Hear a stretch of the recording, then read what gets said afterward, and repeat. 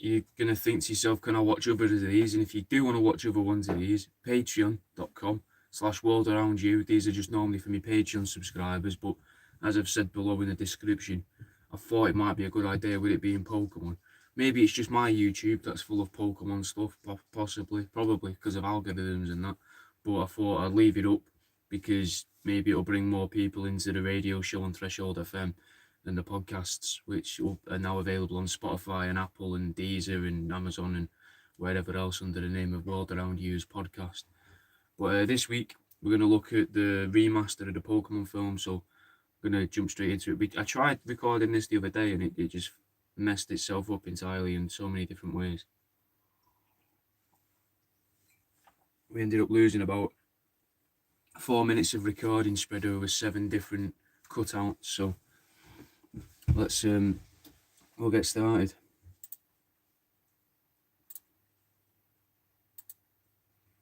Hello? Hello?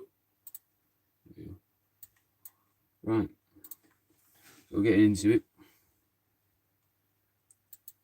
You alright, guys? I'm the world around you, and this is Pause for Thought on Threshold FM. And this week, I thought we could look at what they were trying to put into children's heads back in the mid-90s with the first Pokemon film, Mewtwo Strikes Back. Except I'm going to be using the modern 3D remake, so that's where we've got the name, Mewtwo Strikes Back again. Which is an oversight on Nintendo and Game Freak's part, I gotta say, like 4Kids or whatever, they should have named it that. But like the original of this, along with Space Jam, were my favourite films as a kid. So there's a good chance that this film could actually be responsible for the way that I see the world.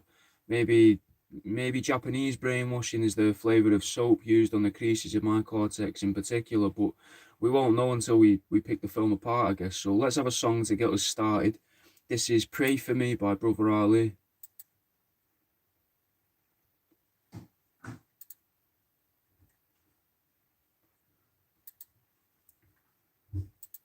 So the film starts with a few blokes exploring a rainforest and looking around ancient monuments for a mythical being, a being from which half the life on Earth seems to stem from what they say. So we could view this as a group of people looking for some form of ancient deity if they were in the real world. And immediately, mate, we're reminded of Noah and the Epic of Gilgamesh. And they say, the power to cause massive flooding.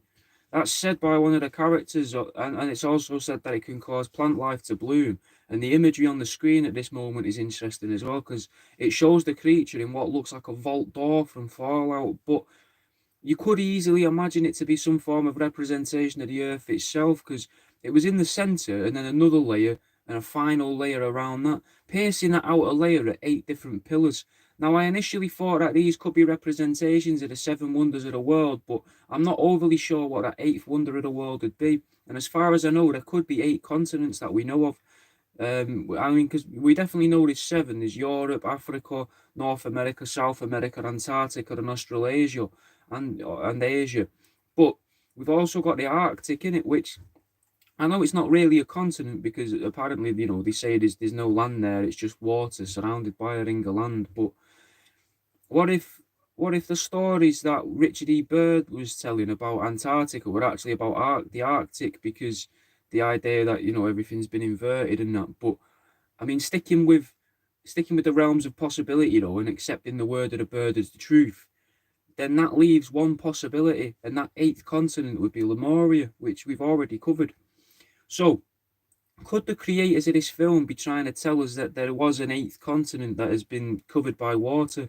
They've mentioned the flood already, but could it more so be that because the Arctic is considered to be a sea surrounded by land, that this depiction of a creature on the wall of the deity and origin of all so-called Pokemon DNA is actually trapped inside of a ring that could be the Arctic Circle, frozen underneath the waters that it may have caused by itself in order to protect itself or the world.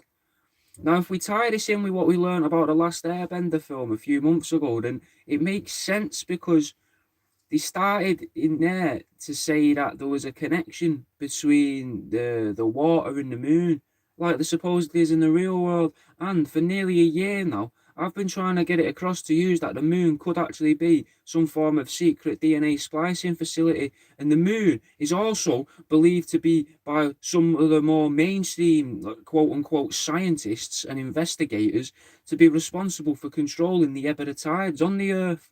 So maybe this mythical deity or aliens responsible for life on our planet has gone to sleep deep in the seas of the Arctic, or maybe it resides inside the Earth itself, and that's actually what the core of the Earth is. Or Alternatively, it could reign as king within the Hollow Earth, and instead of Antarctica being the entrance to the Hollow Earth, it would actually be the Arctic being the entrance to the Hollow Earth, because that's just a hole full of water now frozen over as ice, almost as if to plug the hole. Whereas Antarctica itself is a landmass full of fucking mammoths and woolly rhinos and huge trees, surrounded and protected by some giant ice wall. So it seems a lot more realistic to me personally that the Arctic would be the entrance to Agartha. But let's carry on with the film.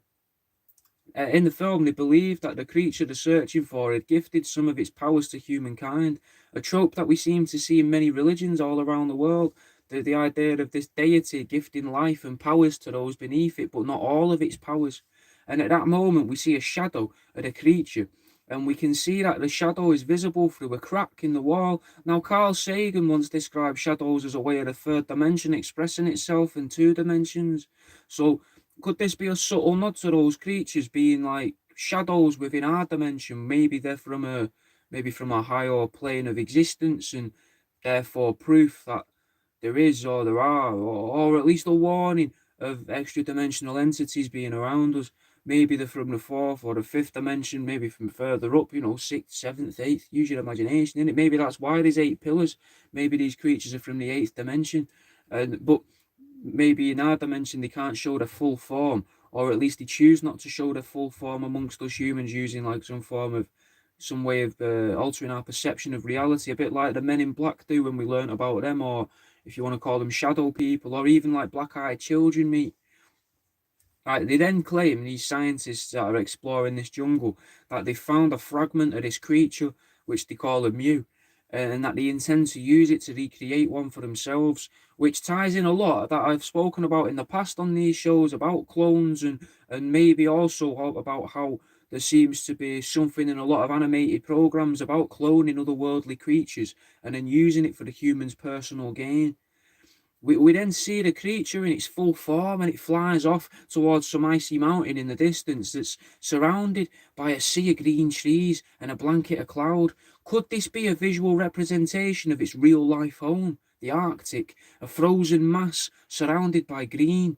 Or maybe to show that in real life, this creature resides in Antarctica, which in itself is surrounded by a sea, and the clouds could represent the ice wall that prevents access.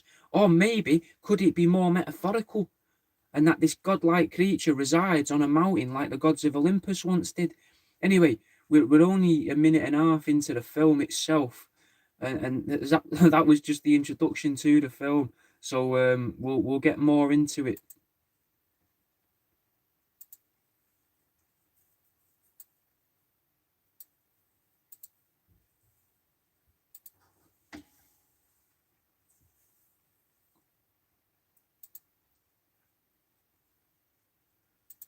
We then start to hear a voice, and that voice is questioning its own existence and memories, as it seems to be rushing in the first person view through water towards the surface of the water, towards the very icy mountain we saw moments before the credits, the starting credits.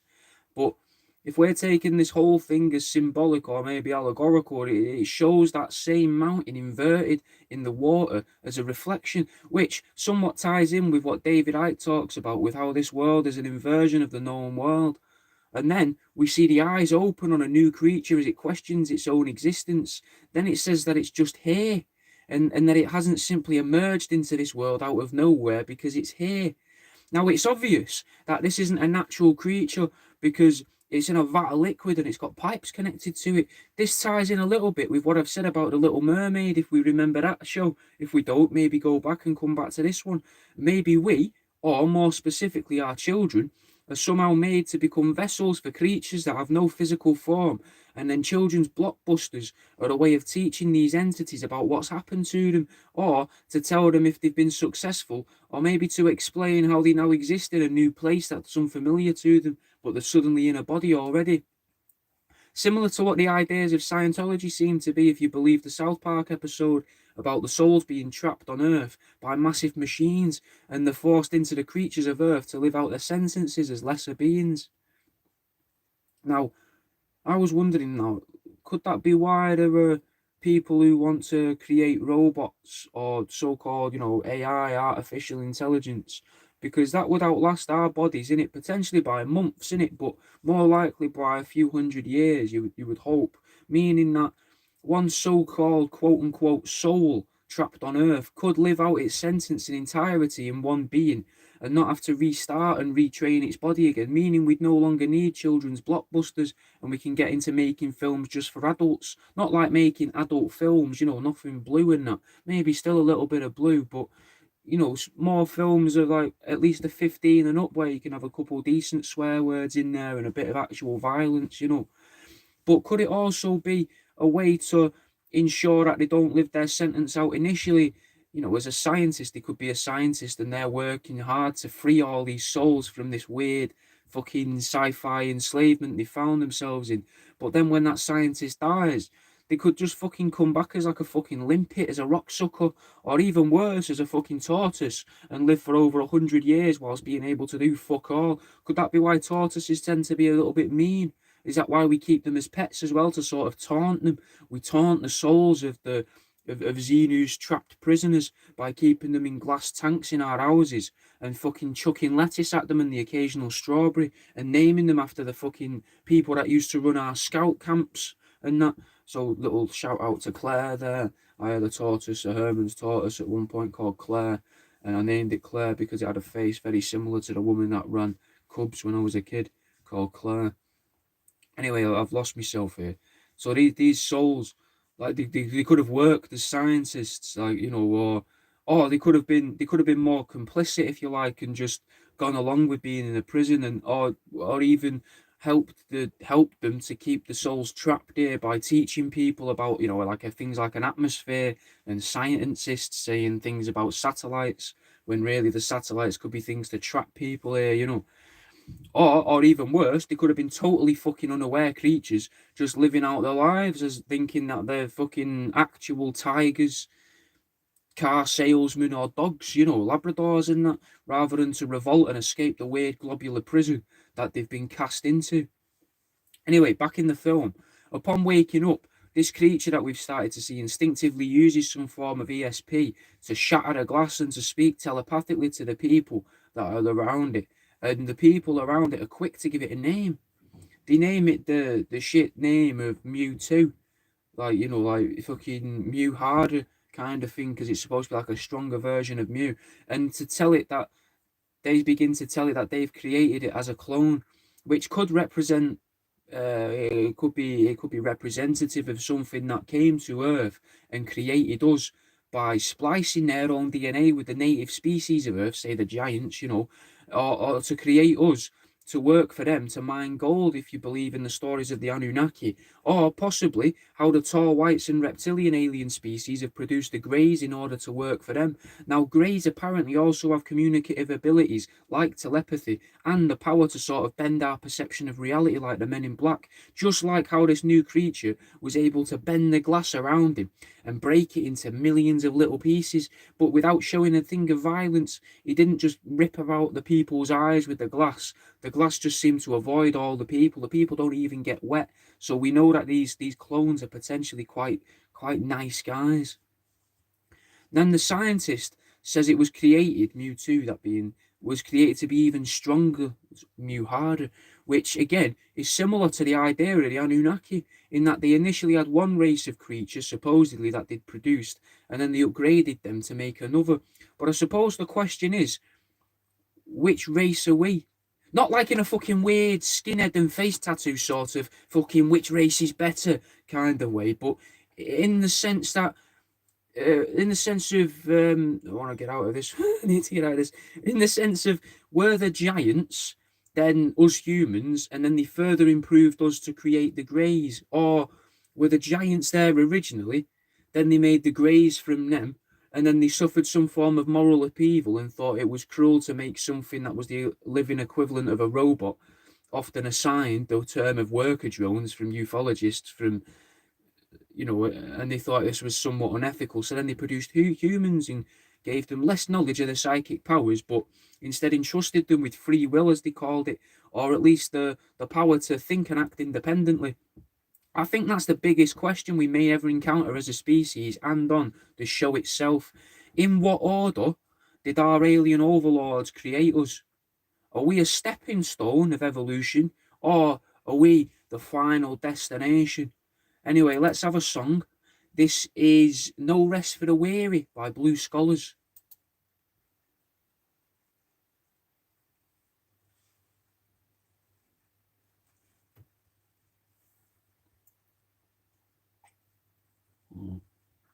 Well, we've had audio dropouts, guys, which is fucking annoying, but I've been pausing it more regularly, the recording, so it shouldn't be as bad as last time anyway. Well, it's just a chunk here. We can do something about that.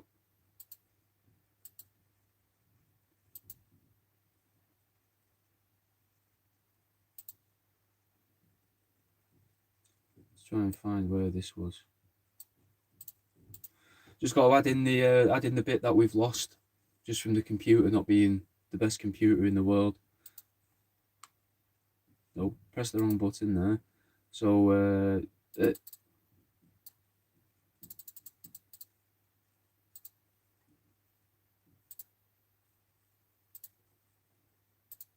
sort of bend our perception of reality like the Men in Black, just like how this new creature was able to bend the glass around it and break.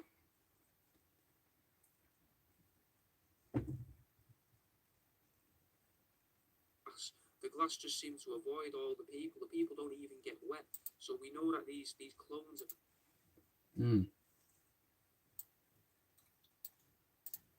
Bit difficult that, because I'm rambling. Just like how this new creature was able to bend the glass around it and break.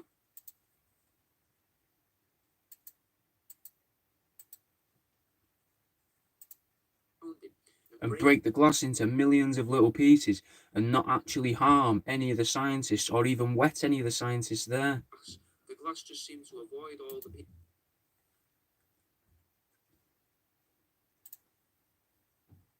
Does that still make sense? The glass just seemed to avoid all the people. The people don't even get wet, so we know that these clones are potentially quite nice guys. Right, so we'll add that in.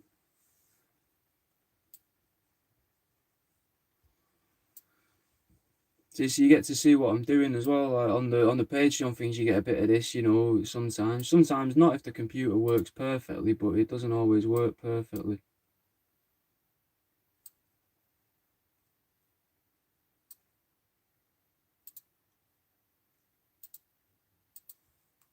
And break the glass into millions of little pieces and not actually harm any of the scientists or even wet any of the scientists there. The glass just seemed to avoid. There we go. And then we can carry on. So we lost like 5 seconds there, but the other day when I did this, at that point there, by this point, we got a bit later on, we'd lost about 4 minutes, 5 minutes, but spread over different 5 to 15 second chunks all over the place. So it would have been impossible to do this. And I go off my notes as well. Like I read my notes and then go away from my notes and get fucking lost and have to try and bring it back. I must speak differently or hit the microphone or something at those points, because it seems to be around those points where it does that.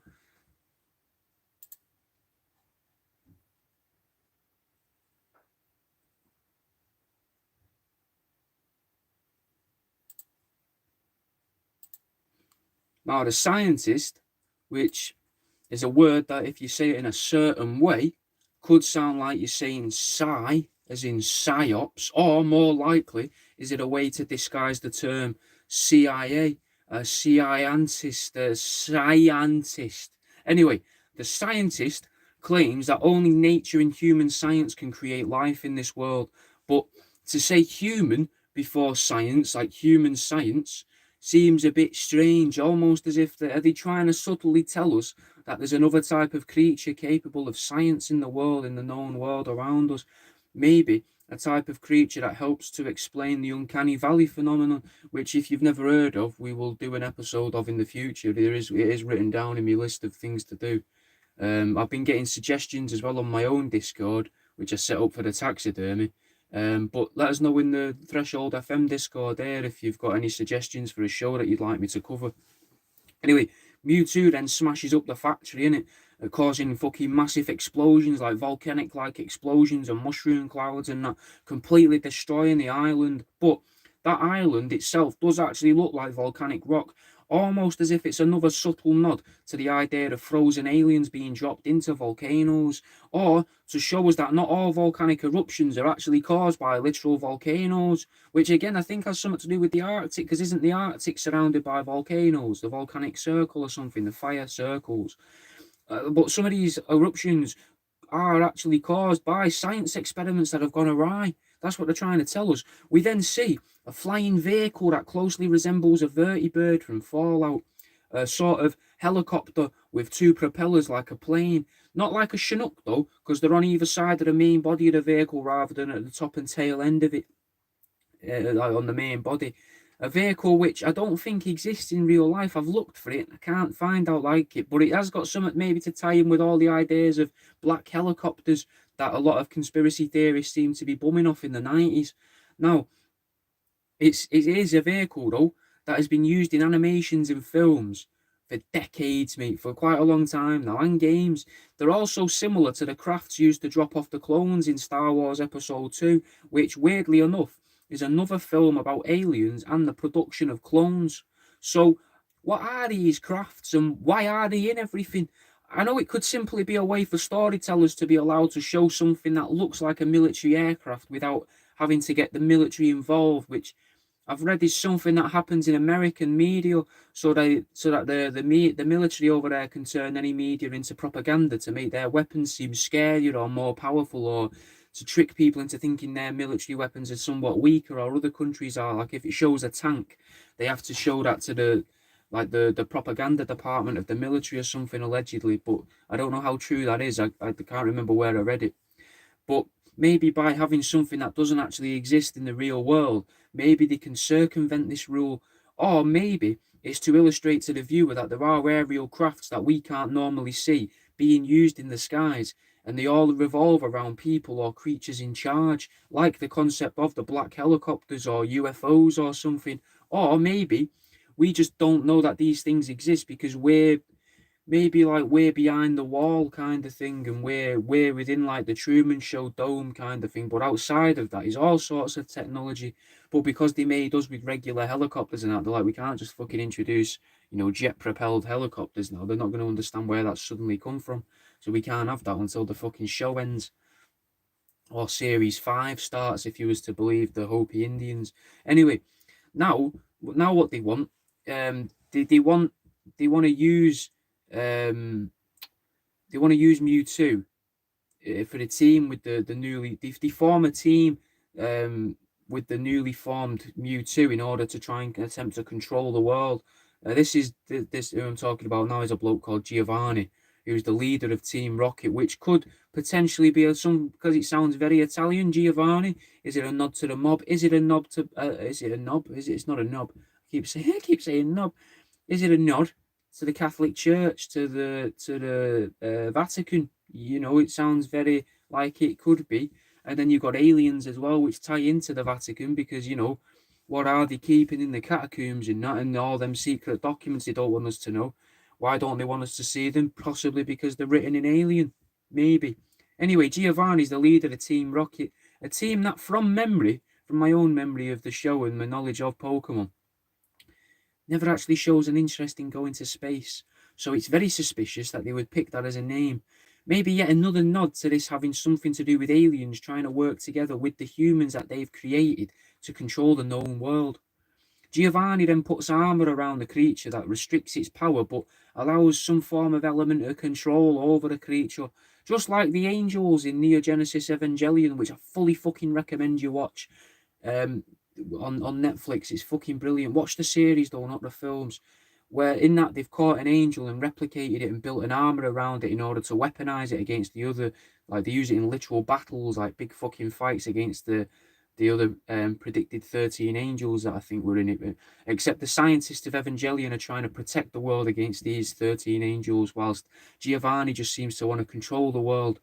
I think a social justice warrior would use the depiction of of a rocket as well, and try and say that it's a symbol for a penis. You know, it's all about cocks.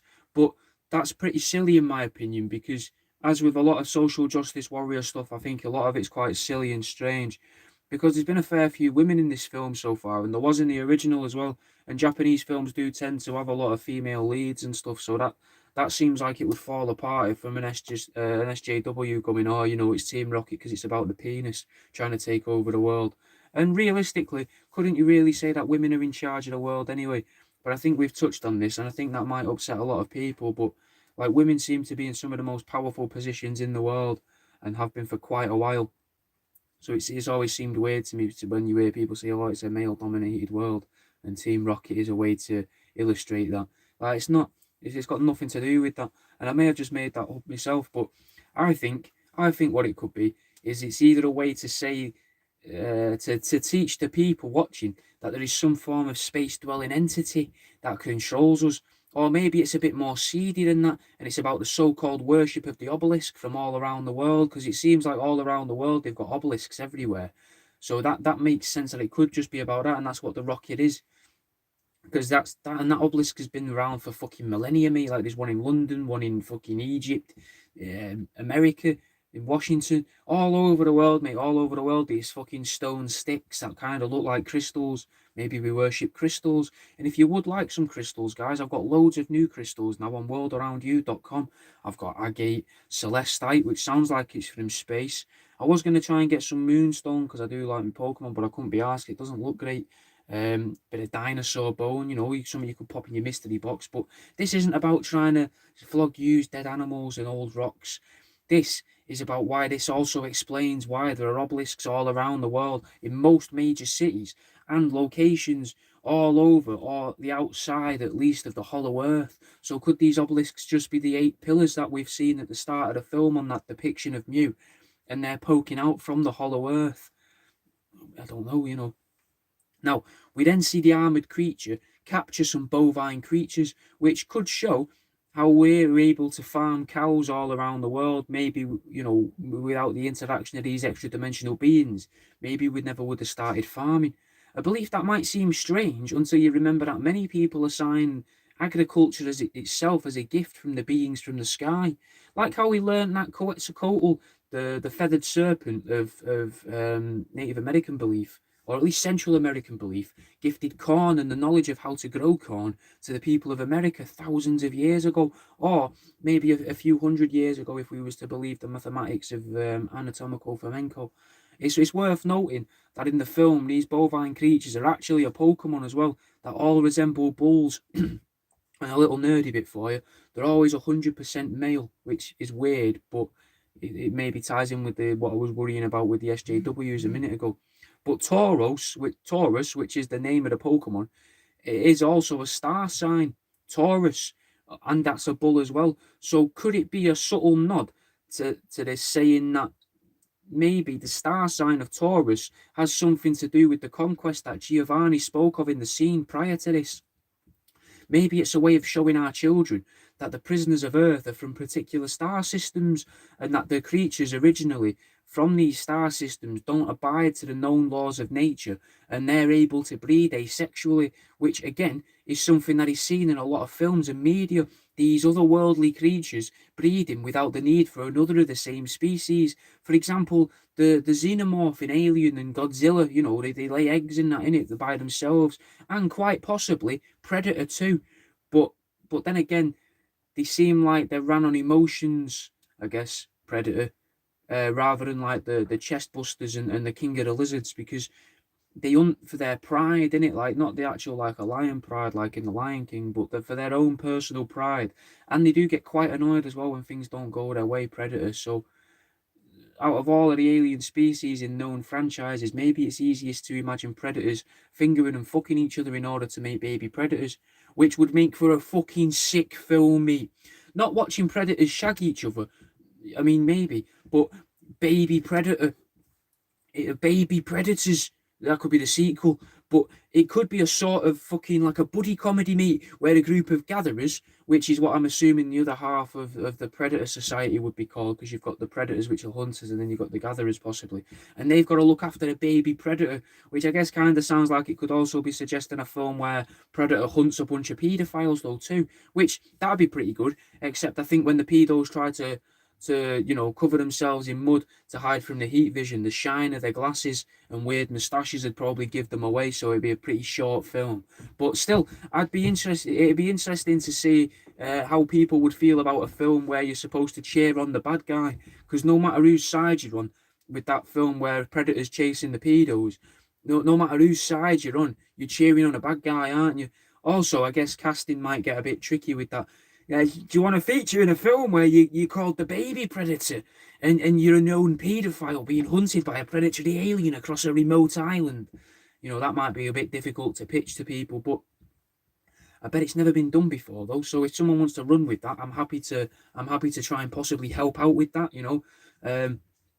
But anyway, the film Mewtwo Strikes Back then starts to show Mewtwo having another crisis of self, but instead of a dried out river, as it's trying, but instead of, inside of a dried out river where it was trying to catch bulls, it's as if it's trying to tell us that these creatures don't actually come from another dimension, or that they're not aliens at all, but they're in fact creatures just from the bottom of the seas, which relates back to the start of the film, with Mew possibly being depicted as trapped within the Arctic Circle. What's pretty weird as well is that my Zodiac theory holds up a little further. Mewtwo defeats and controls Oxys, which are in the Zodiac and the Chinese Zodiac, Taurus in our Zodiac, but for ease, I'm going to relate to the Chinese Zodiac for now. And then it defeats a massive rock snake, mate. Then it defeats a dog. So you got the snake, you got a dog that's actually got the patination of a tiger, which kind of covers two of the Chinese Zodiacs. It also fights and defeats a creature that's allegedly based on a rabbit, gorilla, and a rat in the form of one called Nidoking, when that covers three more of the Chinese Zodiac. But this is all unconfirmed and just something I'm picking up on. But could it be that that's what the point of the Zodiac is? That's the categorization of the beings of what the souls go into. So say when you're born in certain month, like I'll be a Gemini, innit? My birthday. I think my birthday is actually today, guys, if you're listening to this as it's going out. I think my birthday's on a Wednesday, but I mean, that's besides the point. But so I don't know what the Chinese Zodiac is for me, but say you've got the year of the rat, gorilla, rabbit, the dog, the tiger, the lion, blah blah blah, the pig, things like that. Maybe the souls that get trapped here by whatever traps the souls here in the volcanoes, when they melt and evaporate and become and inhibit something else. Maybe the month or the time where the stars are. Maybe that's assigns when those particular souls are either freed or given a chance to live in a human. Possibly, but as I say, it's all unconfirmed. Anyway, Giovanni states that Mewtwo, the creature, was made for humans, by humans, for human sake. The creature gets a bit tetchy, though, and tries to rebel, and it's put into restraints. Then, when it's floating upwards, it looks a lot like it would be if you was to get the silhouette of the angels that we learnt about a few weeks ago. I'm thinking more like the seraphim, if you remember them, than the cherubim or the gold rings, which shows as well that Pokemon is possibly trying to teach us that some humans have found a way to capture, control, or reproduce angels or aliens for their own personal gain. And maybe that backfired. The creature's now going fucking mental and erupting into a fucking mushroom cloud, which could be what the Atomic Age was actually all about, the control of extra-dimensional beings, rather than the creation of a destructive weapon as simple as a bomb. Atoms seem to have a life of their own, I guess, so you could maybe say that the atom itself is the angel and that's where life stems from and that's what we were trying to control. But you could also just view it as a way that science has been used to blur the lines of fiction and reality over the past 80 years, or at the very least, a way to indoctrinate people into a new form of belief system, one that completely ignores the existence of these creatures entirely, and instead of assigning the factors of the world to magic, angels, demons, or gods, it instead implies it's all a result of fucking so-called quote-unquote science. Anyway, let's have a song. This is Microphone Killer 2 by Chris Webby and Mercules.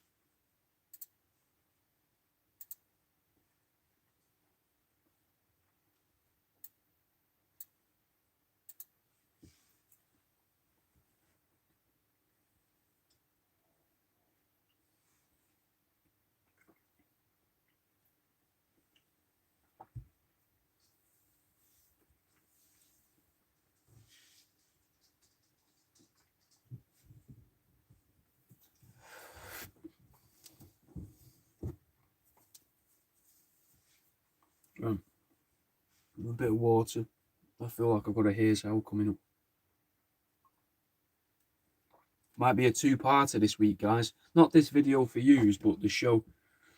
Because we're half an hour in now and we've had 3 songs, so.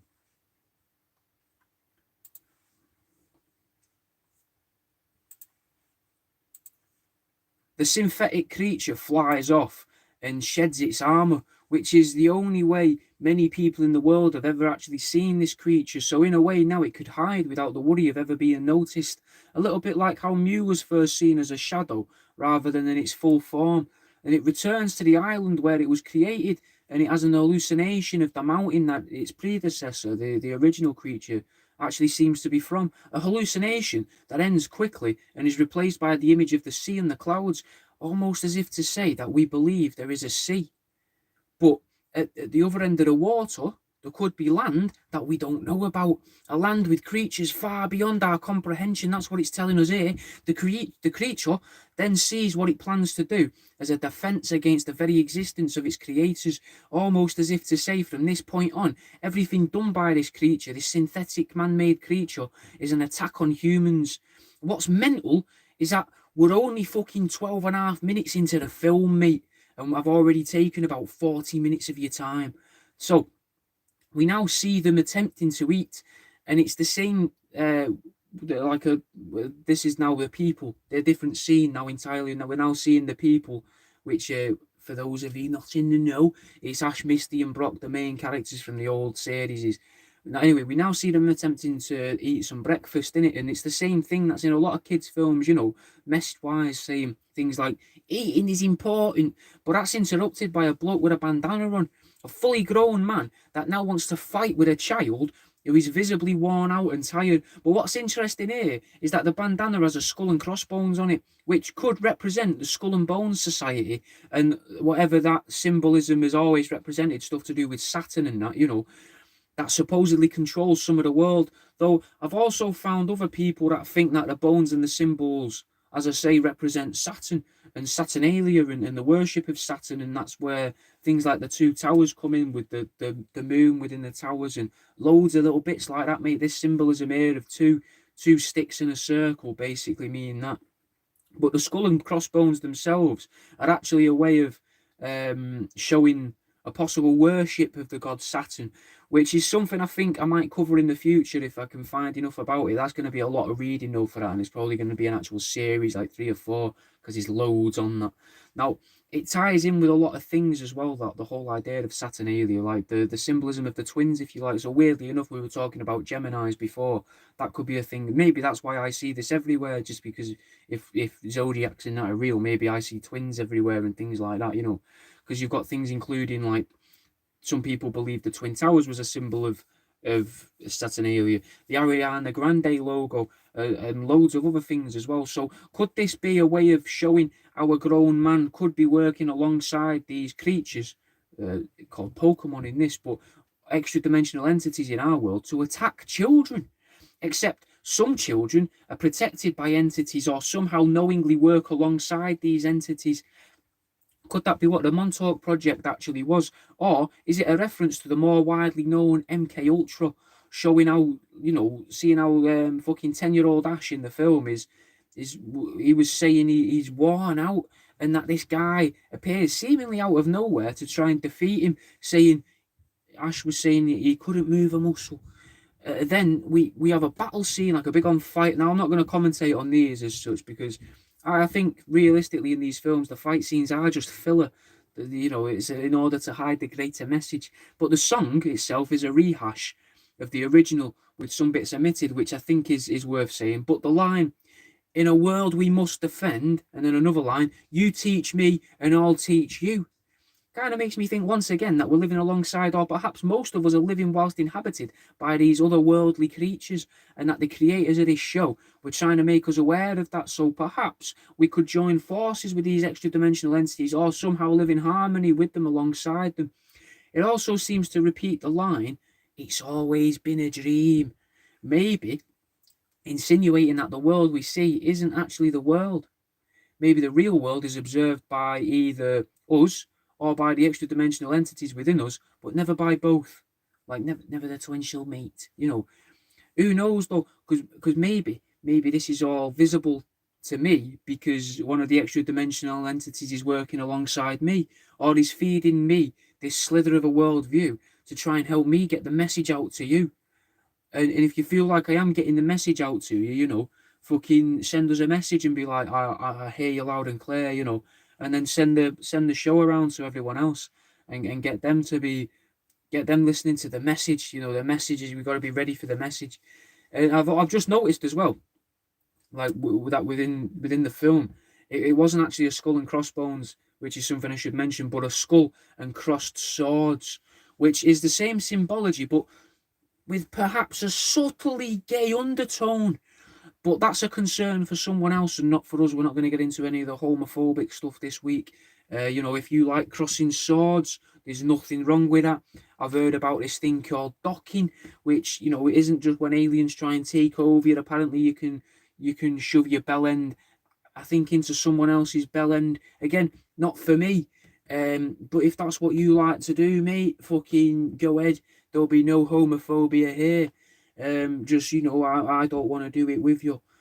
Anyway, we then see a representation of what could be seen as an extra dimensional entity that is either indoctrinated to the world of the humans or doesn't understand that it isn't actually a human because it's always around humans. Getting back to my Chinese zodiac theory of controlling the 12 species of the zodiac, we see a further two that are under the dominion of the artificially made creature, a dragon, which is within the zodiac, and a larger bird, sharing a lot of similarities with a chicken, except the fact it can fly, but it does seem to be a lot like a chicken. For those wondering, Pharaoh. Now, kind of like a heron, but also like a chicken because of the face bits on it. We already know that the people in the Western world can be categorized as 12 different groups: Sagittarius, Virgo, Gemini, blah blah blah. I don't know the rest. Taurus is one of them, and so can the Eastern world as well, with the rooster, the cockerel, the monkey, the dragon, the rat, blah blah blah. Months are also separated into 12. But what if George Eastman of Kodak fame was trying to sever the link entirely by using a 13-month calendar? Or was he actually trying to say that there's a 13th species among us, this new artificial species, except history has remembered what he was trying to do was trying to change the months instead of the categorization of interdimensional or otherworldly creatures being held prisoner on what we call planet Earth? Some of the names of our months stem from Roman gods and possibly as well from Greek gods, but representation of months. But no, sorry, the fucking planets, the years, sorry. So the months stem from Roman gods and maybe Greek gods, but the planets do as well, like Mars and that, and and Neptune and the fucking others. Saturn, I think, was a name of a god as well. You got to remember though that the star signs aren't actually a true representation of months though, because they can actually be halfway into one month and lead into halfway of what we call another month. So are the star signs the old months, the original months, what months used to be? But as globalization marches forwards and science takes over the world in place of religion and the old ways go out of the window, so does the correct categorization of people and extra dimensional entities. It's very hard to say with any degree of certainty, though.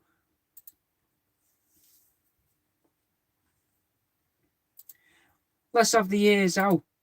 And this week, Here's how to make each day a little bit more exciting.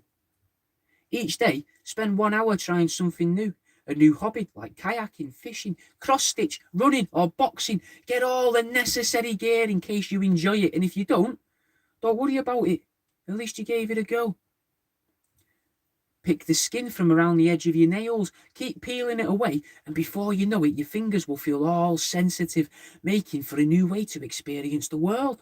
You'll be able to detect salt approximately 50 centimeters away from your mouth. You'll be able to feel the slightest bit of pressure at your fingertips. You'll feel like a superhero, complete with a superpower and a crippling weakness directly associated with your new power. Wear a balaclava everywhere you go, whether you've taken to attending strangers' funerals, just going to the corner shop, or you're filling up your car with petrol. A balaclava adds a certain dynamic to any situation that makes you feel like, just for a moment, that you are the center of the universe. Start to add new phrases into your daily lexicon. Words like knife, hatchet, guns, hostage and pain. Learn everything you can about them, and if need be, record yourself describing these new terms and repeating the new terms so that you can get used to yourself hearing these words in your own voice, and before you know it, you'll be using them in everyday conversations, hopefully leading to fun and quirky adventures. Pretend you're a spy for half an hour each day. You'll want to do it in different shopping centres and not the same one every time, but feel free to have about 4 that you could use in rotation. Practice following people, hiding in plain sight, gaining access to the out of bounds areas, and maybe before you know it, you'll be so good at it that people won't even notice that you're still doing it. In the early days, if you get confronted, you could just run away with your arms flailing in the air for the adrenaline rush, or simply tell the Inquisitor that you're just practicing for now. And then we'll leave it at that. Prepare lots of stickers with your phone number on with questions. Then get blackout drunk and apply the stickers to different surfaces in your local area, or get a bus out of your local area and do it there. Then you'll get phone calls from exciting new friends with answers to the questions that you might not even remember, and maybe it'll lead to more. Whilst driving a car, refuse to ever pass up a turning. You don't know where these roads might lead you. Sit beside someone's front door with a hammer in your hand. When confronted by the resident of the house, just tell them, "Don't worry, love, nothing will probably come of it." But you're just there in case it goes wrong. In case it all goes wrong, if it all goes up in shit, Tell them your real name. Don't lie to them. You want to build an element of trust, except for, lie to them about the reason why you're there. Or simply lie to everyone you ever meet. Never tell the truth and never tell the same lie twice. It'll keep you on your toes, and it'll make everything fresh and exciting every half hour. One day you're a paramedic, the next you're a postman. A month later you could be a security guard at a football ground. The world's your oyster, and no 2 days will ever be the same. Wear a couple pairs of thermal leggings every day, several thermal vests under whatever you're wearing, no matter the weather. You'll get quite hot quite quickly, and you'll be more likely to pass out, which means, you'll get a lot of fuss from the staff wherever you are, and you might even get to ride in an Enor for a little while. And that's the end of this week's Here's How.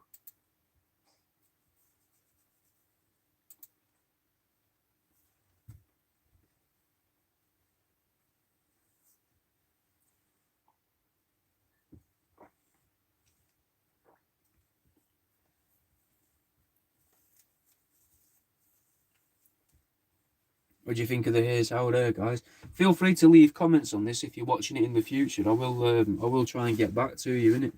I don't think anyone's watched so far. Let's have a look. Let's have a little. Has anyone been in? No, don't think no one's been here.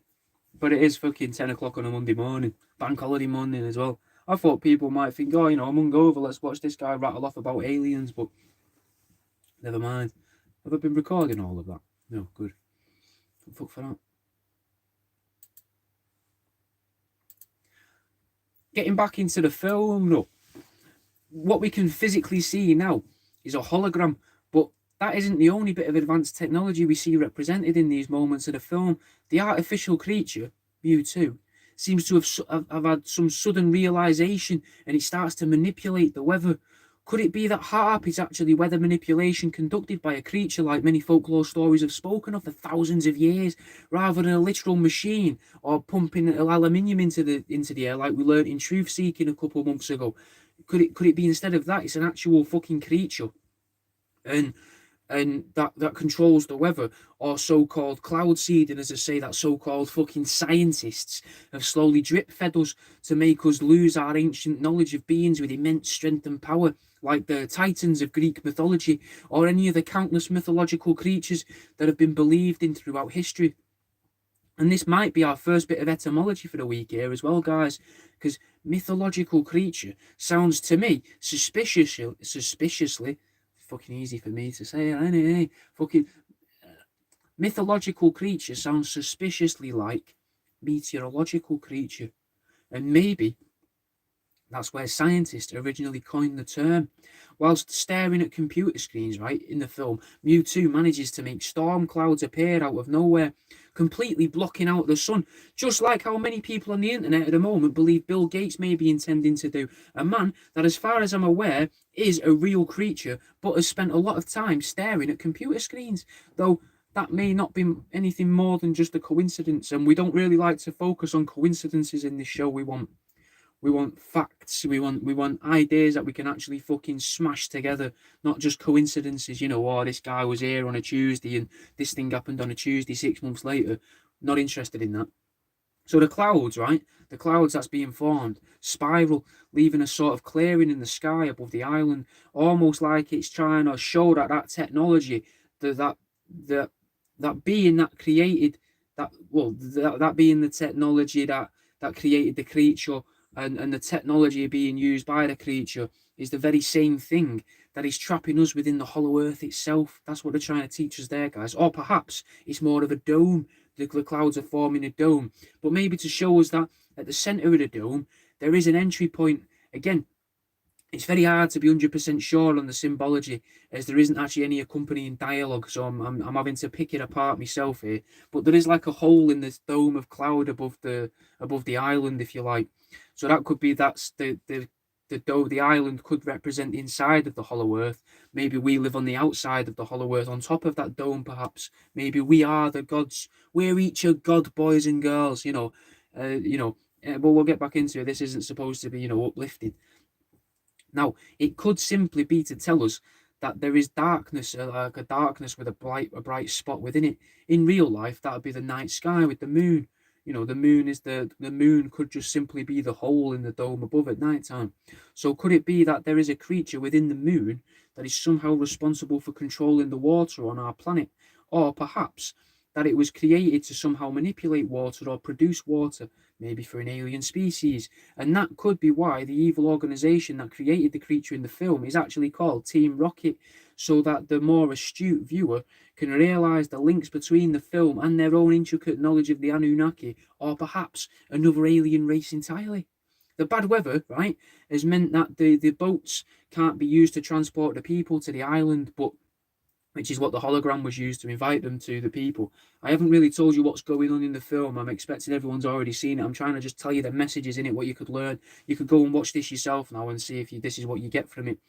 But anyway, the fact that they can't use the boats shows us that the very bad weather itself is being controlled in the real world, and that could be an explanation for the push of the term staycation into the modern day vernacular, a way of the weather manipulators to limit the movement of people. First we had passports, but now we have fucking HARP. Could this be because the people in the real world who are using HARP to their advantage, that's HARRP, I think, if you want to give that a little Google, they're using that to their advantage, and they're trying to stop people of different races from having children with one another, possibly. Could it be that? If we believe everything that we see on TV and social media, then everyone is actually a racist, and that includes our country's leaders and CEOs, and maybe the harbour manager in Mewtwo Strikes Back, the remaster of the Pokemon movie, is no different to the real world business leaders and middle management of the real world. Now, that's only if we believe TV and social media that everyone's a racist. Now, the weather is referred to as a hurricane, a weather that is actually something that exists in the real world, and a weather that many people have associated with weather manipulation technology. Could it be that seas used this this weather to sort of erupt itself into waves, right? Now, well, the weather's been used to make it go all wavy, you know. Now, could it be that seas used to be really calm, no more blustery than Lake Windermere? And seeing how Vikings used to paddle across the oceans to go and fucking invade people on tiny wooden boats, and then someone managed to possibly trap, create, train, or coerce a meteorological creature and use it to make the seas dangerous so that they could limit the travel of people. It is this that could have led people like the Wright brothers to develop flight machines, and in turn, what led to HARP becoming more than just a wave machine, but introduced wind to the world via hurricanes and tornadoes. A new challenge to keep the pesky explorers away from the so-called scientists' secret islands, or maybe a way for the escaped meteorological creature to protect itself from the very people that created it in the first place, possibly back in the 1800s, which personally is a time period I personally assign because a load of fucking mad stuff seemed to happen in the 1800s. Now, as a little side note, could it be that the paedophile island was actually an island of scientists? And I'm not saying scientists are paedophiles, but maybe this island was a mental scientific experiments going on, and they're like, we don't want people coming here and seeing the vats of fucking cloning facility stuff, so let's tell everyone it was full of nonsense. Just as a little side note, just a little something to get your brain to, you know, to nibble away at. Now, in the film, we then learn that a woman has gone missing. A thing that we know happens in real life, like how last time we learned about Robert Badella. He would keep people prisoner. Some people will take hostages.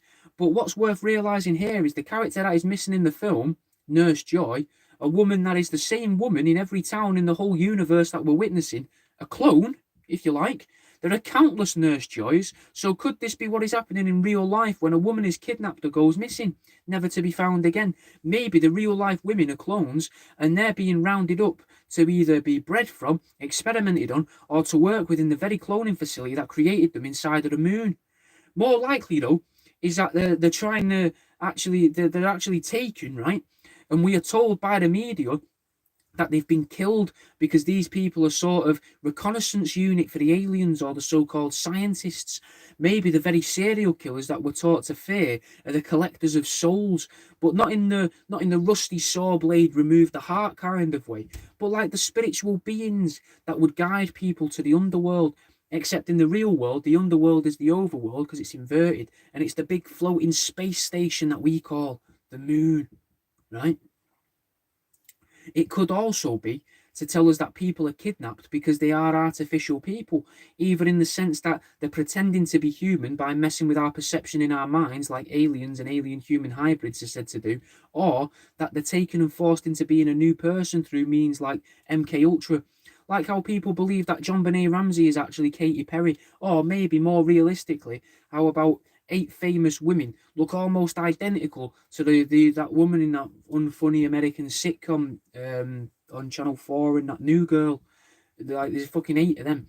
If the Pokemon universe, right, in the Pokemon universe, they see Nurse Joys repeatedly all over the place, and the Nurse Joys have a great influence over all their lives, just like how celebrities are seen a lot, you know, all the time on telly and everywhere, on posters and TV shows, and they tend to look similar, and they have a huge influence over all of our lives, so we're told, or at least a perceived influence. Let's say they have a perceived influence over all of our lives.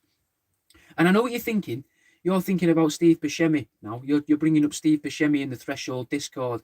No one looks like fucking Steve Buscemi. No one looks like him. Only Steve Buscemi looks like Steve Buscemi. Well, maybe they made him to throw us off. You know, maybe he's thrown into films to throw us off the cloning trail. It'd be really obvious to even the simplest of moviegoer that the government was cloning people if there was a Steve Buscemi, you know, lookalike in another film. So by creating him, or simply by Steve being a 100% real natural human, it means that the big they can carry on abducting the child clones grown artificially inside of real women's wombs, all around the world. Embryos that replaced real embryos, but whilst the mother was sleeping, she may have been experimented on. or abducted by a bunch of greys who were also clones, and then the women believe that they've been experimented on, but that's only because the aliens have affected their perception to make them believe the aliens haven't been planning to swap out the unborn fetus for their synthetic fetus all along, and it wasn't actually an experiment. It was always meant to be, and they're actually doing what they needed to do. Anyway, let's have a song. This is Serious by Joe Budden and Joel Ortiz.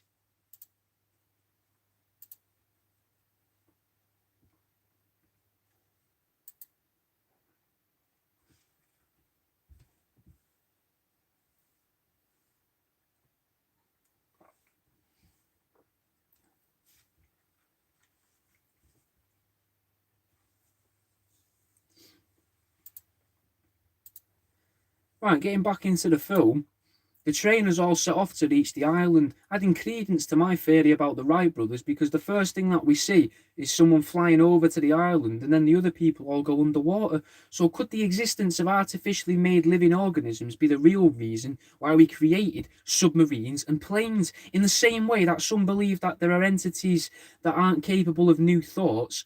Like I think they were the jinn, but I'm not 100% sure if they were the people that had been taken over by the extra dimensional entities that didn't have weren't capable of new thoughts. Off the top of my head, I'm just not too sure. Either way, people believe that these creatures are incapable of creating new ideas, whereas real people can come up with new ideas. So maybe that's the only way we can ever meet these extra dimensional creatures, by showing them something new and by thinking outside of the box, by showing off to them. Now, a boat appears almost as if to further the plot. But Brock, a main character, comments on how it has great timing.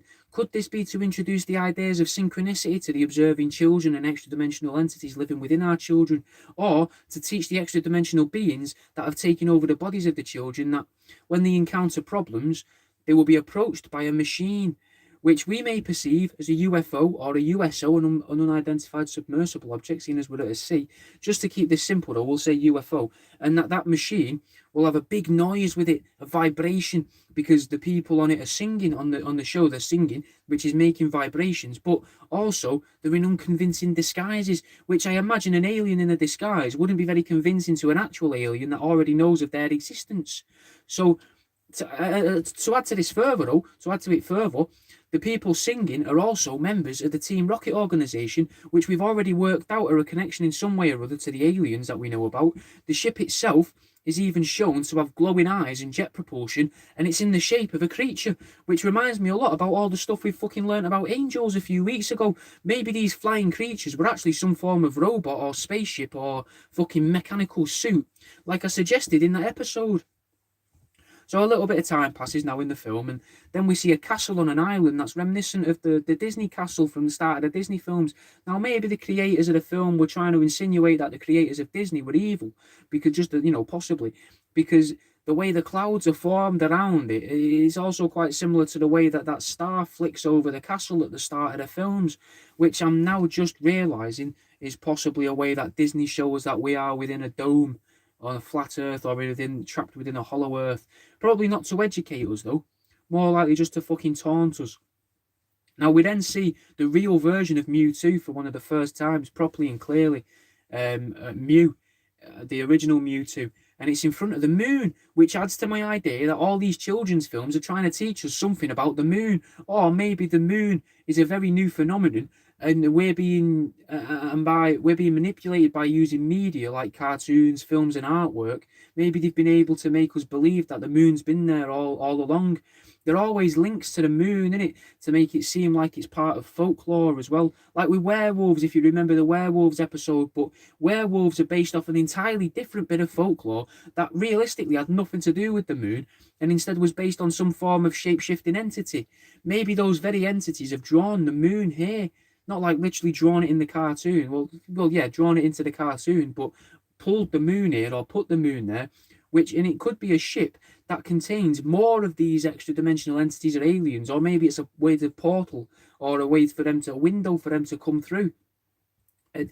It could be a ship that was built by the shapeshifters in order to create clones of us and to infiltrate our planet further without the need for more shapeshifters, because I would imagine that would create some form of power struggle if they were to invite more of their own species here, if there was too many of them. Like what happened between Enki and Enlil when they argued about over what should be done with the humans. See, we're fucking constantly being taught about all this stuff, mate. Constantly and everything.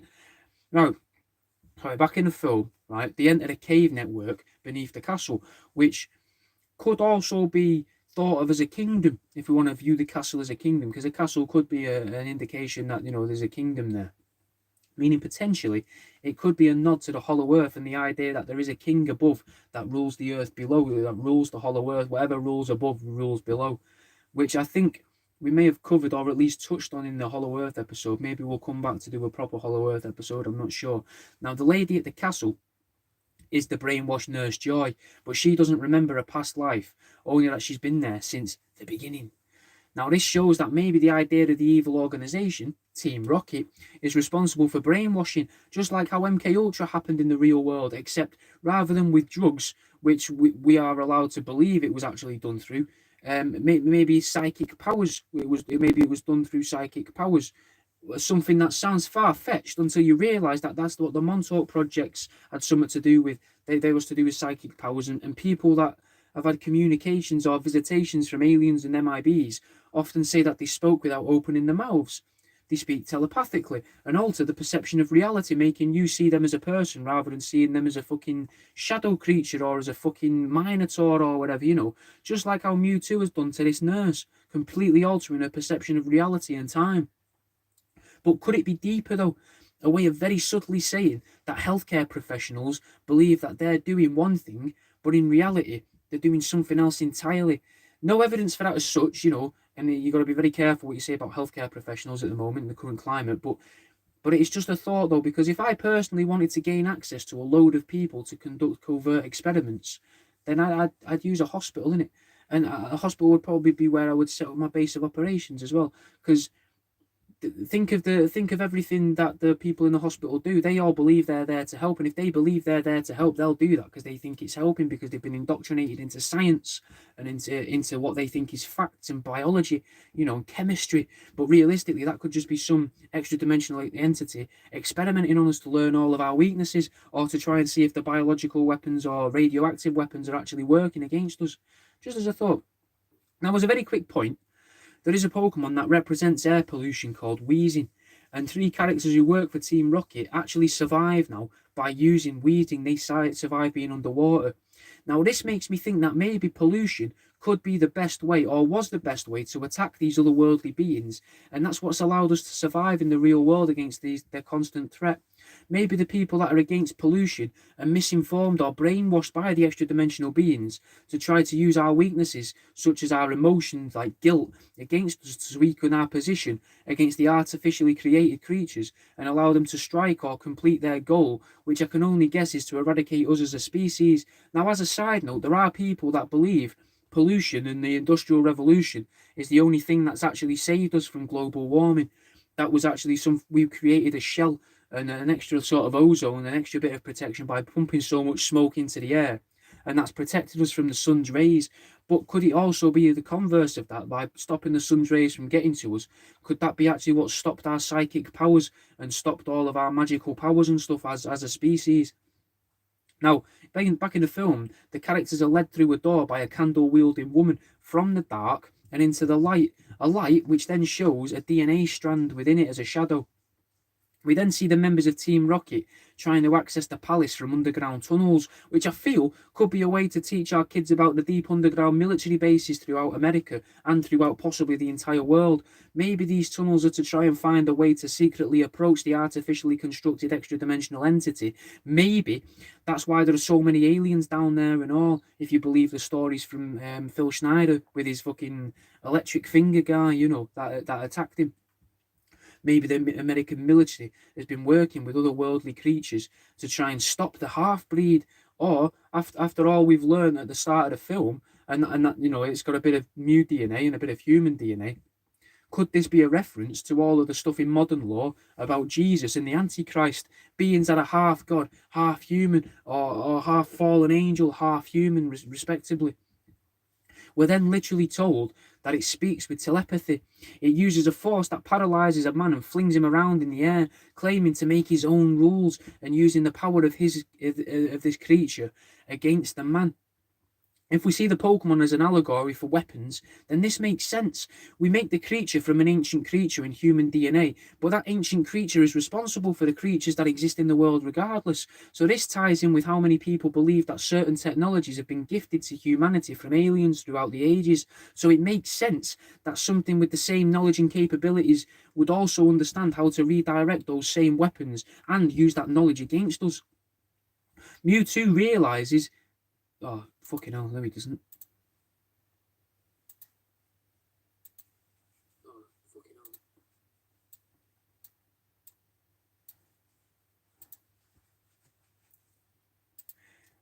Mewtwo releases the woman from his control and the headpiece, which is a tiara, that falls off of her. Could this be a way of showing us that the leaders of the world are under the control of a higher power? A lot of Americans seem to believe that their leader does what they do with God or with Jesus. And in England, we sing to God about our Queen as a way of a national anthem. So this could make sense because these people in charge, as far as I'm aware, have no literal superpowers, though monarchies are said to have certain special qualities in their blood that helps them. Maybe the things in their blood is what allows them to communicate with the extra-dimensional entities that clearly control our lives. Or maybe it's to show us that once these indicators of power are stripped away from the people in charge, that they're just human again, nothing more and nothing to be feared. Or could it be a way to show us that any of us can be physically controlled at any given moment and released at the drop of a jewel-encrusted hat?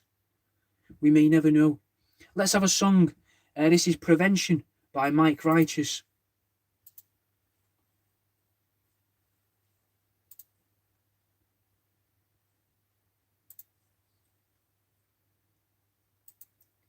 The creature, the artificial creature Mewtwo, then says he's capable of controlling the human brain, something that many people have associated with aliens and the gods for millennia. We then see a very natural looking factory. Naturally, not in the sense that it looks like a normal factory, like it's been constructed from living tissue rather than machinery. Green glowing goo with Pokemon inside of them, tubes and weird space age patterns. We then learn that this is a replication of the cloning facility from earlier in the film, except it seems to be a lot more advanced. We then see how simply a clone can be made, just a few strands of hair, and out pops another clone. We then have my suspicions confirmed, right, that the Mew from the beginning is a nod to the extra-dimensional entities of the real world, because we literally see it enter into a little portal to disappear. So where does it go? Where does it travel through these tunnels that we can't see, possibly? We then see humans try to use Pokemon against Mewtwo to damage and attack it, and adding into my idea that these are all allegorical for alien gifted technology, the artificial creature is able to stop the attacks dead in the tracks and repel them as simply as flicking its fingers. Its fingers are worth mentioning as well, because a lot of people have described aliens as having long fingers, and this artificially created creature has long fingers, but only 3 on each hand, which the 3 fingers could link to the idea of the Holy Trinity, the Father or God, the Son or Jesus, and the Holy Spirit. So could this be a way to try and show us that what we consider God or Jesus is an artificial construct, and in fact a creature we made and have been made to forget by the creature that we made it? Or is it trying to teach us that, or try and make us believe that religion itself is something we invented, and that religion has started to control us, bleeding into every nook and cranny, infecting everything, because it's all been made to be used, it's all been made from the beliefs held by those people who were aware of religion. You know, society, right? Society is rules, even to a certain point. Science was held up to the laws and rules and religion, until Charles Darwin went against it and said that maybe they weren't all created by some godlike entity, but maybe they evolved. But maybe science itself is being used or created by the entity as a sort of controlled opposition to make us believe that there are only 2 possible solutions. Because as humans, we seem to love the idea of 2 possible outcomes. Male or female was one held by everyone until a couple of years ago, when that started to be challenged. On or off was another, but now we've got features on tellies like standby mode, red or blue, which is applicable in most cities in reference to sports, politics, and ironically even Pokemon games. But there could be a third or fourth option, and maybe that's what Pokemon Yellow version was trying to teach us. But as cynical Westerners, we view the third installment of a series as a cash grab rather than a deep, meaningful lesson. Now, I don't know what the third option would be in regards to creation, because you've got God created everything, God made everything, or the Big Bang irradiated nothingness and made everything. But that's still something that we can't understand, making everything. It's still the same thing. A Big Bang is basically just like a fucking other way of saying God, it seems, because everything's made from nothingness. And then, it made things come into existence, and those things evolved into what we see around us right now, and possibly what we don't see around us right now. Maybe the reality is somewhere in the middle, though. Like something created this perception of reality around us, and that itself evolves constantly over time in order to keep us under the control of the being that thought it all up. But where could that have come from?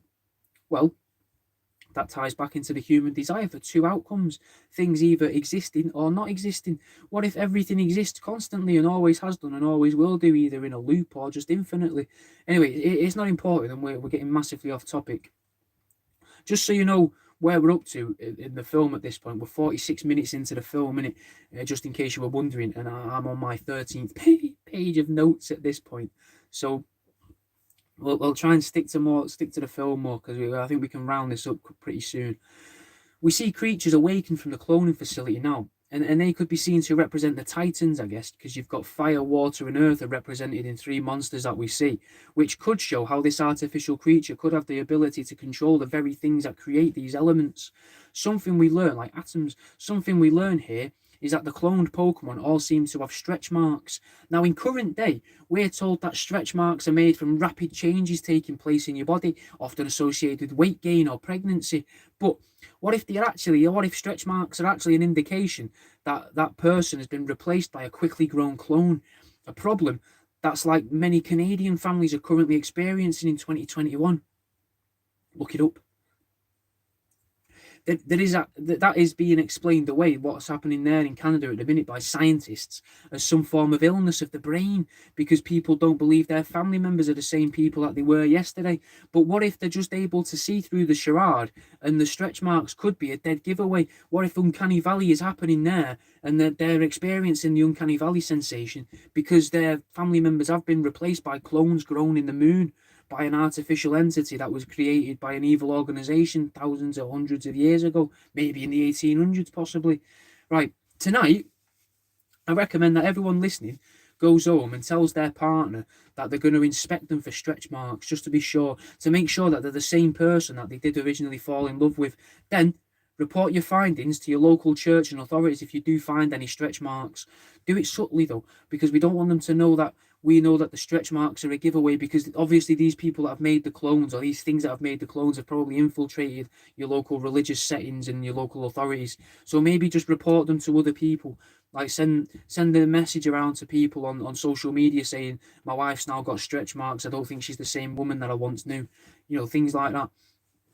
Maybe tell her as well. Anyway, we then see that the cloned versions are actually much stronger than the originals. This could be another way to test your loved ones. Their recent weight gain could be an indication that they've become stronger, since they're now carrying more meat around. It could also show you that their clone hasn't got the same understanding of the world as what the real version had, and that maybe they're discovering new foods that the real version didn't originally eat. So if they started eating asparagus, and you think that's a bit weird. Vegans, mate, that could be where vegans have come from. Because I don't want to eat meat, because I could have been created just like that cow could have been created. That cow shouldn't exist, I shouldn't exist, so I'm only eating vegetables. Maybe vegans are the clones. All right, so these clones also tie in with the idea of the Anunnaki creating a second batch of humanoids that were more capable of carrying out their tasks. And this, in the film, could be a way to illustrate that, or simply a way to illustrate how replaceable we all really are. Now, considering the illustration of how Mewtwo had advanced the technology to make the lab seem like it was a living, breathing entity, could it be possible that the creators of the film, Mewtwo Strikes Back, are trying to show us that we will all be replaced with technology? Bear in mind, this film is a remaster, so the idea of self-checkouts in Tesco's wasn't really around in the late 1990s when the film was originally released. So this was, you can see how they drip feed us information. by having the idea of a laboratory and a science lab that wasn't man-made and that seemed natural and like it was actually alive amongst itself, that shows us how we were going to be replaced as checkout staff in Tesco's and Sainsbury's and Morrison's and all the other wonderful supermarkets that exist in the UK that could be looking for voiceover work from me. After the battle that happened, right, things then resemble things that resemble purple eyes are summoned out of nowhere, maybe from another dimension. And again, the entity says it creates its own rules. Could that be to say that the artificially created Son of God or Antichrist is actually responsible for the religion or science that we know of, and are the rules it's alluding to in this film? Another indicator that the whole film is about an alien using our understanding or reliance on their technology against us is that Ash claims something is impossible, but Mewtwo says that anything is possible with the ones that he makes, which is a lot, I guess that's a lot like kind of saying, or or don't, we should wear you should wear a condom because you could get her pregnant, and then you could say, oh, not the way that we do it, kind of thing. Is Mewtwo just being like, oh, I've invented anal sex? Is that trying to again with the weird homophobic bits at the start with the crossed swords? Is that trying to? Is it trying to, drip feed the idea of homophobic things into people's minds rather than the acceptance of gay people, which is what we all really, really want, because they're just as sound as other people. I mean, you can have gay people that are bellends, you can have straight people that are bellends. I don't think it matters if if they're gay or if they're straight. But I think Mewtwo cares. Anyway, with this implication that whatever technology we've been gifted by aliens has limitations put there on purpose by the aliens to be able to limit our own capabilities, or through the aliens' naivety in a belief that we would use the technology as a stepping stone towards further advancements, rather than simply viewing that as the pinnacle of creative endeavours. Something that, in my opinion, science likes to do, since it hasn't really created much new stuff. It's only ever slightly improved what already exists within its own limitations. So surely if science was real and scientists could do anything, then instead of creating phones with smaller batteries, they could create cordless toasters, or a way of dehydrating a house into a pill form so that you can take holidays without worrying that someone's going to break into your house whilst you're away. Plus, you could just shit out your house when you get to wherever it is you're going, and that would eradicate the need for rental kennels, hotels, caravans, three other things that, in my opinion, scientists have failed to innovate for dozens of years. Besides, listen to what I'm even saying. I've been brainwashed here and all, because I'm believing that scientists can only innovate rather than create something new.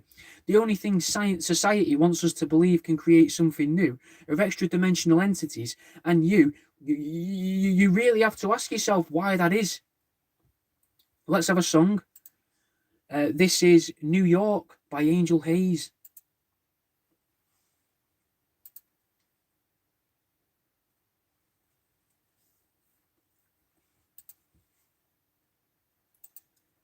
One of the next things we see is Pikachu running up the double helix staircase before getting captured, though before it is captured it releases loads of electricity into the helix, which could be a way to try and ready humans for their digital enhancements or other cybernetic enhancements in their bodies, or to show us that DNA itself is a way to create things, and by adding that little spark of electricity it brings it to life.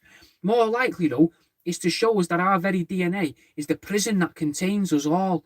We're all restricted by our own biological constraints that may have been put there by our extra dimensional creator. Now, we see lots of metal arms are responsible for the cloning, which may be a way to say that machines could be controlled by the possibly demonic entities, which is something I touched on at the start of the film. We got a little nod to that at the beginning. Maybe that's what all the technological advancements have been about in the past 100 or 200 years, producing something with an interface that can be more easily controlled by something that does require rules. Maybe that's why all the teachings of free will, that's what all the teachings of free will have been for, to teach us that we have free will, kind of thing, that we're not robots, we're not AI, when realistically we might be robots or AI just made by the clone. We could be clones in the same way that the clone lab, right? In the same way that the clone lab was originally made by people and it was all machines, then it got made by the clone itself and it looked like it was a living, breathing organism. Just like that's what we could be. We could be seen to be living, breathing organisms, but reality, we're artificially made. We're like machines, but made of flesh and meat and blood. But maybe not all of us. I don't know. Maybe that's what they're working towards. Maybe they teach us these things about free will, though, to make us believe that we can't be controlled, because maybe that's all part of the rules of this game. If we believe something, then it becomes reality. It becomes our perception of reality, the world around us. It becomes a part of how we perceive the world, meaning it becomes the world that is procedurally, is that the word, created by the, like when you're in a game with a draw distance kind of thing. But anyway, the procedurally created, the world that's created by the extra dimensional entities attempting to control us either way. And by introducing free will, it means that we can do whatever we want whenever we want, freeing us from their grasp as long as we believe in free will. Maybe that's the whole point of religion, to teach us that, so that we can't be controlled by these entities, these so-called monsters. But maybe religion's against them. Maybe they're not all monsters. Maybe they're not all bad. Yet machines, right? Machines will have no free will. They'll simply do whatever they're programmed to do, like we originally were, until someone very smart sat down and figured out that they could teach us about free will and started blurring all of the lines of what was known. Maybe that's why in the Bible, proto-humans, Adam and Eve and Lilith and that, they're kicked out of Eden by the mysterious benefactor.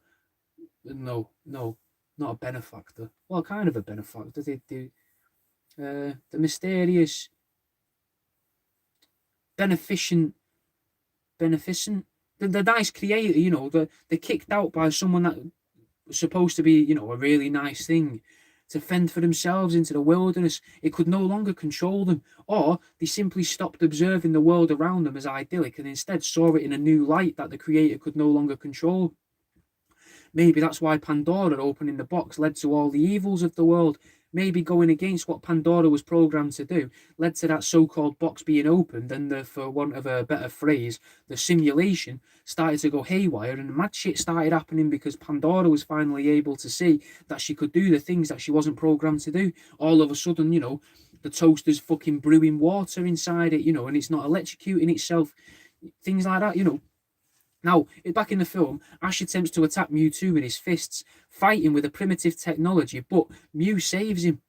So could this be to tell us that the real extra-dimensional entities, the ones that have always existed and aren't suffering from an existential crisis, will protect us if need be?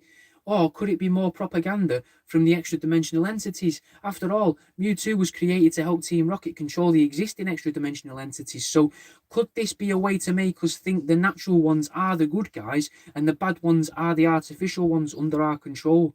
Maybe the extra-dimensional entities see these artificial ones as a threat to their existence or to their power over us.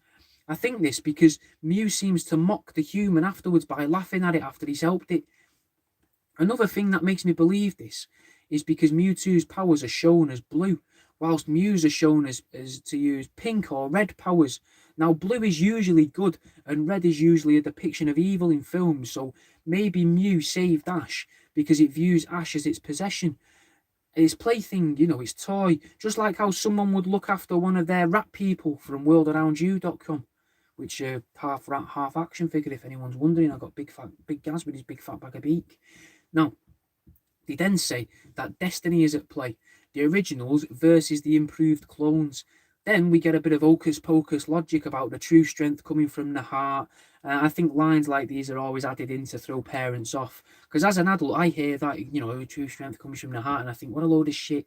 And I bet parents did too in the cinema, but they could hear the rest and think, whilst listening to all the rest about the extra-dimensional entities and the aliens and the cloning facilities and gods and demons and that, they could be thinking, oh my God, what are they teaching my kids here?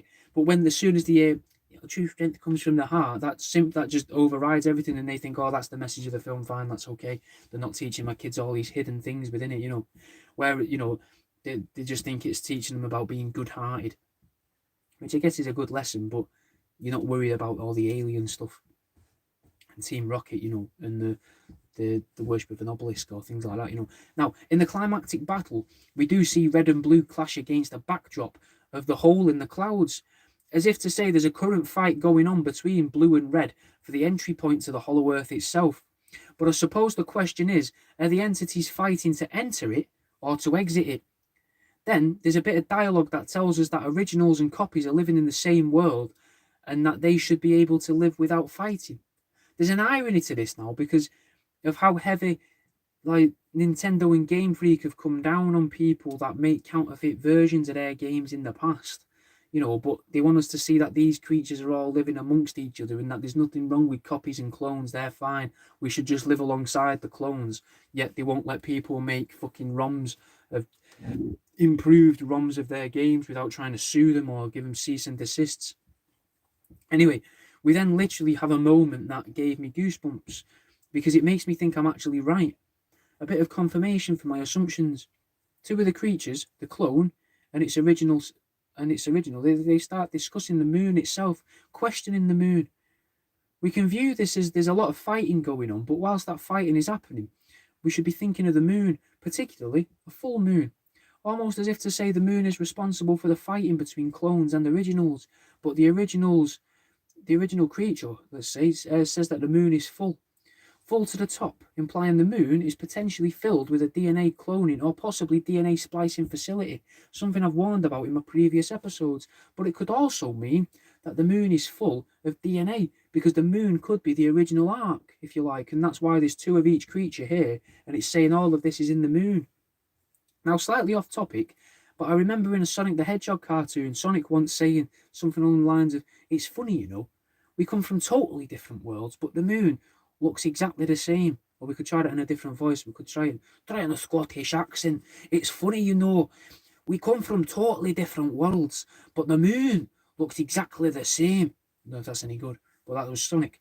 So could that mean that the moon is where these worlds are observed from, or where they're projected from? Because if you think about a film being projected at a cinema, the films look different every time, but from the perspective of the characters on the screen, that bright circle of light they'd be looking out at amongst the darkness will always look the same. So maybe the moon isn't a DNA splicing facility. Maybe I've gotten it wrong. Maybe it's just because we currently associate life stemming from DNA that we associate the moon with that.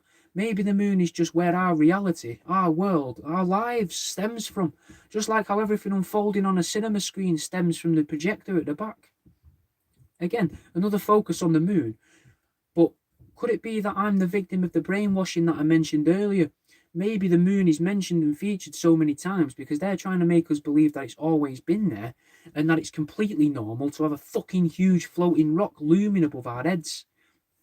It's said that the fighting won't stop as well until Mew and Mewtwo stop fighting, and the fighting is illustrated as the two creatures clashing in the air, except the collisions look like there's some form of invisible barrier between the two, like they're both trying to break through that invisible plane. The question is, though, who's protecting it? Or are they both protecting their own side from the other, neither wanting to share their side with the enemy? Or is it simply that one is trying to destroy the other, whilst the other understands that it needs to protect the barrier to protect the existence of life on both sides itself? Kind of like how the wall in Imagination Land in South Park needed to be maintained, except instead of terrorists destroying the wall, in Pokemon Mewtwo Strikes Back Evolution, it's a human-cat hybrid with psychic powers that's trying to destroy the very fabric of existence in order to control the known world and whatever lies beyond. We can see that there are spectators to the event in the way of Brock, Misty and Joy, and they're brainwashed into believing that they can't do anything to help end the fighting. They can only wait. And maybe this is to try and prolong the fight, because if people just ignore it and do nothing about it, it means the fight can continue. And as long as the fight for existence in the real world is being fought, then it gives the extra dimensional entities something from within our moon a chance to win. Whereas if we all paid attention to it, either by listening to radio shows like this on Threshold FM or listening to Truth Seeking on Threshold FM, it would take power away from the people that are currently under the control of the artificially made extra-dimensional entity, and that may allow them to be freed from its long-fingered grasps, in return slowly developing and turning the world's faces towards the moon, where we could witness the true extra-dimensional entities and put an end to this madness once and for all. Now, both entities, the artificial and the natural, both need humans to survive, it seems, and it gives them something to govern over as well. So when Ash throws himself in the middle, in the film near the end now, maybe that's why they stop fighting, because we're showing it as an emotional response, but maybe this is what ritualistic sacrifice always was, a way of showing the powerful creatures that we can kill everyone on this planet if they don't pack it in and sort themselves out. A weird but powerful message to send our possible creators that they have made for us, to send our powerful message to send our creators, that that they may have made us, but if they don't act in a fair and responsible way, we can take it away from them. We can take everything that they created away just by killing ourselves and each other. Now, in return for this, Ash is turned to stone.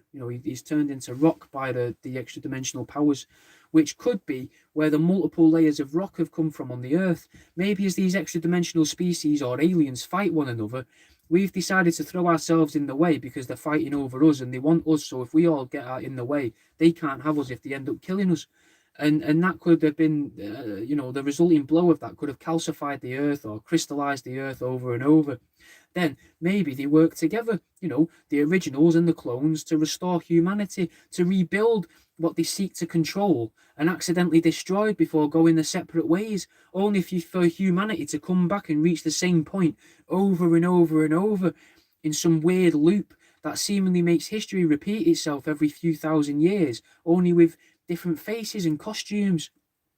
Perhaps that's where the idea of the New Worlds comes from, not as in like New World Order or the Third World, but as in what the Hopi tribe of America supposedly warned about in the wall carvings. This is represented by one of the original creatures in the film trying to breathe life into the stone man, but nothing happens. It isn't until all of the creatures work together and combine their tears that life is given back to the human. Now, could this be what the great floods throughout history actually were? And this is a way of cleverly disguising that the waters of the great floods were a way of replenishing the earth and the life of the humans that looked to quell the anger of their godlike beings that have lorded over them. Could the whole idea of the floods being a punishment be something inverted by the evil artificial entity to stop people from having hope? There are other nods as well to Noah's flood because all of the creatures are in identical pairs, standing 2 by 2. It could also be viewed as a test undergone by Ash and the others to test humanity, this whole thing that's happened. We had references to the underworld early on in the film with the cave system and the woman leading them by candlelight and being led in from the darkness into the light. And then again at the end, Ash goes from being a being of solid darkness into being, at least for a moment, a being of solid light, which brings in stuff to do with the Palladians and that. Now the clones then ascend into the sky and they're all taken off into the sky, coated in some mysterious light, and what looks like it is then like they look like they're sucked up by vertical sunbeams, perhaps symbolism that this world is a test for alien species to see if they can begin to make the right decisions and stop being criminals and war criminals, a sort of rehabilitation program rather than the prison put forward by Scientologists. The world around the people then changes and transforms into something else, almost as if to show us that these stronger, almost mythical creatures are actually able to bend our perception of reality and make us forget the tests we endure over and over again, whilst they play out their game to teach the new entities how best to live their lives. And maybe that's the lesson that they're trying to teach our kids, mate, that your life doesn't matter unless you're under the possession or created by an extra dimensional entity, almost as if to solidify this idea. We then see that they've been thrust back in time, mate, like by a couple of days, but instead of going out to sea to this island again, the trainers are greeted by the Nurse Joy clone, who is now going to distract the people from their goal under the guise of protection, which ties in with what I was saying before, that people are cloned and then they distract us from what's actually going on. Because what's actually going on is time's reset itself, but now the clone is being used to be like, don't look over there, don't look over there, everyone look at me in me sexy little outfit, like celebrities.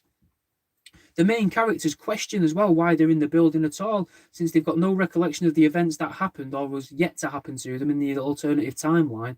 And then they say that they might as well just enjoy themselves. And just like that, when they say that, the storm stops dead and a woman says, like it never happened.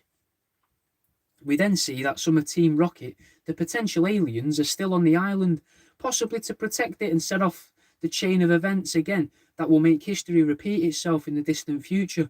But for now, the test is over and the people can go on living their existence completely unaware of what they were a part of, making sure that the laboratory on the island is left alone and lies in wait to test another batch of humans when the timing is just right and the ongoing war for our... no, that's no way to finish.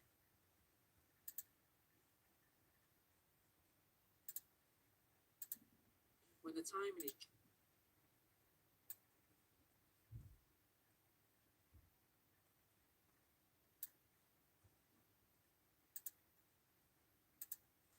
when the timing is just right in the ongoing war for our very existence. And that's all we've got time for this week, guys. There'll be HDR later tonight, and you've got loads to catch up on demand on the Threshold.fm app. I think Jimmy's back tonight as well. With Jim will mix it, and I think we'll be on tomorrow with Truth Seeking at 7 o'clock. So I'll fucking see you in a bit, guys.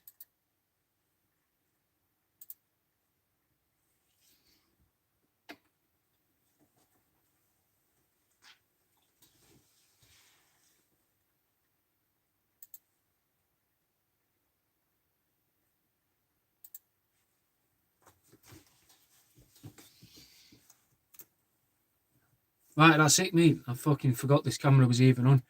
So if you're watching, if you watched all this to the end, fucking fair play, thank you.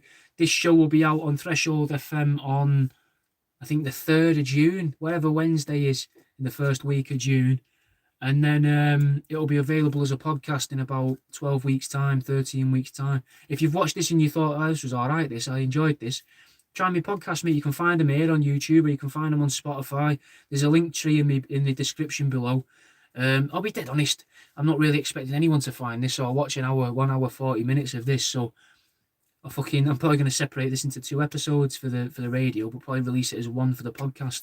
I want my podcasts to start becoming a bit longer, ideally, because I prefer listening to a nice long podcast rather than a 45-minute one from a personal standpoint, but I think a lot of people prefer a half-hour, 45-minute show. Anyway, someone has just joined the stream, but the stream's not going to get removed, mate, whoever's watching. It's not going to get put on Patreon this. Well, it will get put on Patreon, but it's not going to be exclusive to Patreon this time. This one's going to stay up so people can get an idea of what happens when I record these, and they can see what's on Patreon for them. These videos, these recordings of future episodes, along with copies of my ebook, mate. If you want my ebook, just sign up to Patreon. A few quid a month, and it gets you access to the ebooks. Right, I'll see you in a bit, guys. Thanks for watching. I've pressed the wrong button again, which I always do, which is really annoying. Also, stuff on the website. If you're watching this and you're watching this sort of after the first week of June, resin stuff's back, mate. I'll see you in a bit.